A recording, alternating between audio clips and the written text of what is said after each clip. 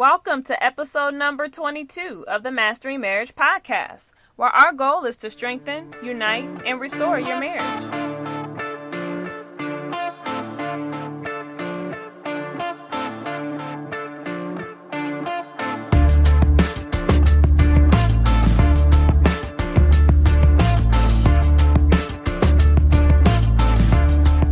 Hey everybody, my name is Amanda Taylor. And together with my husband David, we are the co-founders of mendourmarriage.com. And our goal is to break the back of divorce by bringing married couples together to be accountable, keep the passion alive, and expose the hidden issues that try to rip marriages apart. And we are back in the booth today with another listener's question. Today, of course, with me, Amanda Taylor, and my hubby, my hunk, David Taylor. She called me hunk. My hunk. Hey guys, welcome. Chocolate. Honey chocolate? That's what I am? Hunk of chocolate. Hunk but of honey chocolate would be nice too. Sorry guys, we gotta get that out the way. Welcome to episode number 22, y'all. We are back in the booth, and we have another listener submitted question, as my wife just said. But before we get to that, I just want to say thank you again. We appreciate all of the support. We are overwhelmed by the amount of support we got over the weekend that pushed us up to number 4. And we would like to make another strong push to get up to number 1. Yes, yes. Also, many of you guys that are listening are probably already on our mailing list. And you've received an email from me where we let you guys know that we are doing trying to do a little bit of not a competition, but a thing to see if we can get 20 people to submit 20 reviews and take a screenshot of it and then email that to us. And the 20 people that do it, and so far we have a handful of people that did it already, they get a brand new copy of Mandy's brand new book that will be coming out at the top of the month. Yeah. So if you guys are up for it, we still need a few of you guys to submit a screenshot of a review and rating that you submitted to the podcast in iTunes. So you have to be an iTunes listener and subscriber to do so. And then we will get the picture from you guys via email, and we will send you a new copy of her book as soon as it comes out at the top of the month. Yes, we will. Anyway, this podcast is brought to you on behalf of mendourmarriage.com. And I'll keep it brief right now and just let you guys know that our job is to break the back of divorce. That's right. That's what we're here for. So, and we understand the struggle. We understand the difficulties of being in a marriage where the love has gone awry. We've been there. We know what it feels like. But we also know what it feels like to save the marriage and to have healing. And that's what we're here for, to help you guys heal. And so today we have another question that's submitted by a listener. And we're going to provide some healing for her and for everybody else who's in this situation.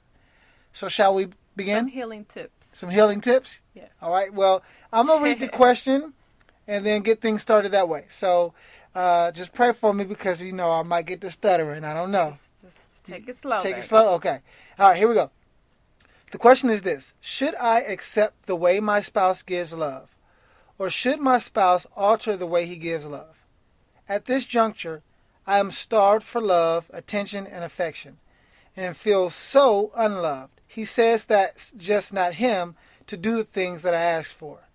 I always say, gosh, the stuff I want is free. Hugs, kisses, time spent together and laughter. Keep the trips, gifts, and diamonds. I've also expressed it over and over and over again, but no real significant changes. I'm hurting so bad inside, and yes, I have expressed it to my mate. He just repeats himself. I don't have it in me to do that.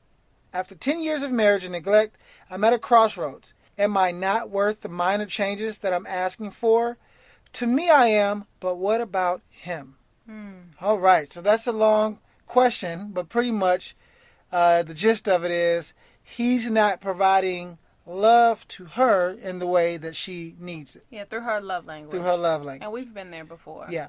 We've definitely been. Matter of fact, we started there. Yes. Yeah, because and most people will start there because they're accustomed to speaking their own love language. Right. So I struggled with this a lot early on in our relationship. So I want to just add a tidbit, and then I'm gonna hand it off to Amanda. I'll say that the number one reason. Well, what is it, baby? What do you say? What would you say the number one reason for the disconnection is? Oh, did I just give you the answer? Okay. Well, anyway. Well, pretty much what David is saying is we know that right now there has to be some disconnection that has occurred somewhere. Okay. So that's the number one reason for this. Yeah. Because if all he can give is gifts and diamonds and trips, then there's some type of emotional or mental or physical disconnect that has occurred somewhere. Yeah. And I'm going to hand it back over to David, and Well, I want him to give some. I want him to give some insight because he was at this place at one point in time. Yeah. Well, here's a few reasons why he may be struggling with connecting with his wife, and speaking her love language. I'll say it this way: he may actually not know how to express her love language. Right. You know, like for instance, if he was brought up in a household where the parents just weren't as physically affectionate, and her love language is physical affection, he's going to struggle in that area. Right. Or words of affirmation. Let's say he was emotionally abused by a family member or someone when he was younger. Then he's going to he may struggle with giving that because there's a void that he has himself. Right. You know, and so protecting him. Yeah, and so that may be something that he's struggling with that he needs to overcome. Also, and here's another major one that some men struggle with, well, a lot of men struggle with, but they don't know, is testosterone issues. Right. There may be something imbalance in his testosterone that's affecting his sex drive and his libido. Right. If he is a smoker or drinker or overweight, if he doesn't work out regularly, or if he has a lot of stress in his life, right. that's going to affect his testosterone levels. Right. And so it would behoove him to be more physically active anyway, because, you know, that'll increase his testosterone. And maybe go get checked out. Yeah, and go get checked out if need be. As you get older, your testosterone levels deplete anyway. Right. And so there's certain things that you can do and certain things you can eat to keep it boosted. Exactly. Also, he may be struggling with feelings of inadequacy, right? If he doesn't feel capable as a husband or as a man, if he's struggling with, you know, let's say she is the breadwinner of the house or he's unemployed, he may struggle with some depression. So there may be some psychological components that has affected his ability to give love. And even if I can add right there, if there's a lot of dialogue between the wife and the husband where the wife is saying what the husband isn't doing on a regular basis and that is the focus, then that can increase those feelings of inadequacy. Because it's confirming what he already thinks about himself. Correct. Last two is this: there may be some guilt, right? So let's say he has committed an affair or adultery and he hasn't disclosed that. Right. That the guilt may be surfacing, and that may be the buffer between him and his wife, and his ability to love her. And we're praying that's not the case. We're praying that's not the case, but that you know, it could be. And then also the lack of motivation and accountability. You know, if you don't have a lot of other couples around you, it's going to be difficult to remain accountable. You know, and so that may be something that, you know, obviously we have things in place for that, but maybe that may be an area that he's going to need to work on as well. So, baby, talk about some things that she can do, because we're speaking to her and the other women out there like her, or husbands out there like her. So talk about some things, some tips. Give her some tips that she can do to help out in this area. Okay, so I'm going to give you 3 simple tips that will help you with this process. Of course, we always want to start with ourselves. So even though you may not be the blame for this disconnect, you are responsible for how you will proceed from this point. Okay, so how you will react from this point, and if you will seek a solution. And I know you already said that you went to your husband, you've already expressed yourself, but again, if you are the one who is motivated to, you know, rectify things in your marriage, then again, you want to do that. Yeah. All right, so also. So does that mean that she can't now get offended or take it personal when he says he's not interested? Yeah, that's correct. So pretty much you really want to make sure that in this particular season, again, since you're the motivated person in this and you're wanting to get to the bottom of it, you want to display that one-way communication. One-way communication means that you're communicating your love for him, or your need, or your wanting and desire to rectify what's going on in your marriage, but you're not necessarily expecting in this particular season for him to be able to give it back. So unconditional love. Yes. Okay, that's good. Okay.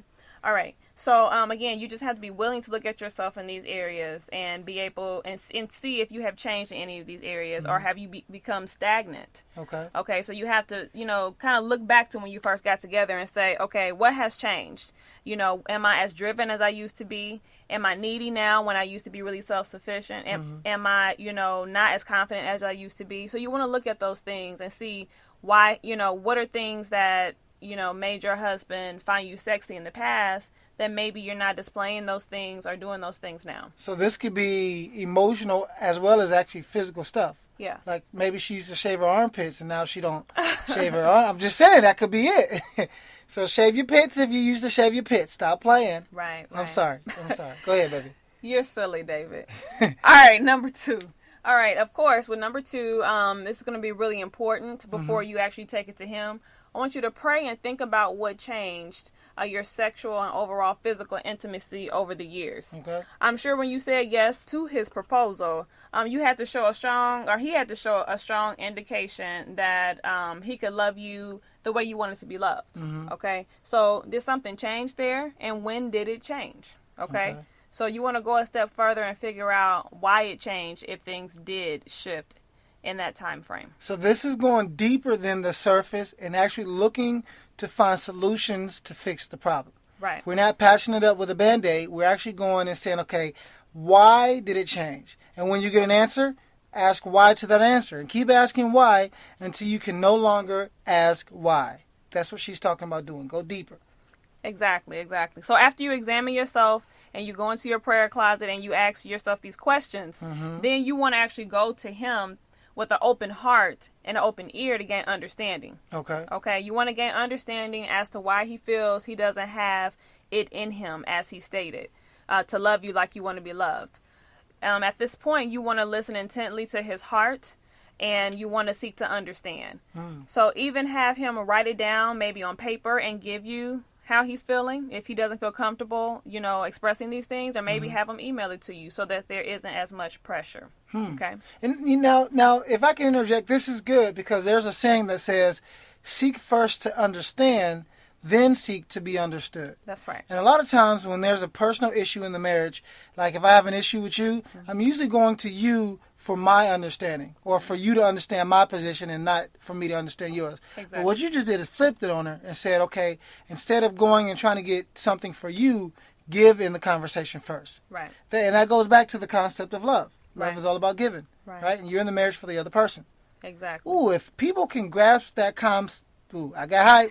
If people could grasp that concept that I'm in the marriage for my wife, she's in the marriage for me, we won't have too many problems. No, we wouldn't. That's deep. I'm sorry. Go ahead, baby. Go ahead, because I will get to preaching. Go ahead, baby. All right. So in addition, I just wanted to mention that it doesn't really sound like he's being prideful or controlling or even selfish. It just really stuck out to me that he said he doesn't have it in him. So it sounds like there's more to it and that there's something deeper going on that he's having a hard time expressing. Yeah. So just to rehash those 3, examine yourself, pray and think about what changed your sexual and overall physical intimacy over the years. And number 3, gain understanding. Okay. Now, what if she's tried all that and it's still not working? All right. So because you said you've been 10 years in the game, you've been 10 married years, 10 that's a years. decade. Okay. So that's a long time. So if you try all of the above and you want to know if you should leave, I want you to pray and ask yourself these following 2 questions. Have I given all that I can possibly give in this relationship? Have I been down in prayer? Have I been trusting God? Have I been, making sure I have those lines of communication open where I'm giving that unconditional love, but he still isn't budging. He's still not meeting me even, 5% of the way. Okay. And number 2, am I losing myself in this process and becoming a different person? And I would say personally that you could seek professional help if you need it. Seek a therapist, a marriage coach, a marriage counselor, somebody that can help you guys, that can sit down and be the third party, to be the mediator, to really peel back some of the layers, because it sounds like there are more layers here. Right. And I say, before you guys even consider calling it quits, find some professional help. Find someone there that can, just sit between the 2 of you guys. Exactly. Yeah, and just remember that for better or for worse does not mean that there is a specific time frame put on how long somebody may be in a funk. Yeah. How long somebody may be in a place where they can't give. Yeah. And so it's up to you to decide how much you're willing to give in that season. And if you're going to be willing to stay and fight for your marriage. And on that note, we are over 15 minutes. So I want to hold true to the time. So hopefully you got all that, because we put a lot of juicy nuggets in that. So you may have to listen to this twice. And thank you thank you. Keep the questions coming. Let we us like know getting how... questions. Let us know how it goes. Yeah. And we will talk to you guys later. So before we go, make sure to subscribe. Make sure to download the podcast, send ratings and reviews. And we'll be talking to you guys on Friday. All right. Deuces. Deuces, y'all.